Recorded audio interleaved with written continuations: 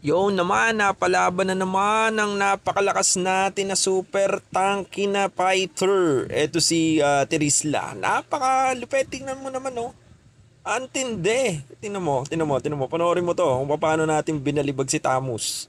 Tamus yan ha, napakalakas din yan Tamus na yan oh.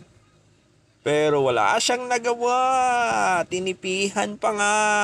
Kapit sa mukha. So dito, na-invite tayo guys. Shoutout nga pala kay Eros ng Batangas City. At saka kay Banana. Yan yung mga nakakampi ko rito. Na-invite nila ako sa isang game. Ito, pinagbigyan natin. So dito, gumamit tayo ng Terisla. Napakalupit yung build natin ditong ginamit. Gumamit tayo ng Bloodlust Axe, Warrior Boots, Antikiras, Radiant Armor, Athena Shield, at saka yung panghuli natin, Blade Armor. Ang tindi, super tibay, super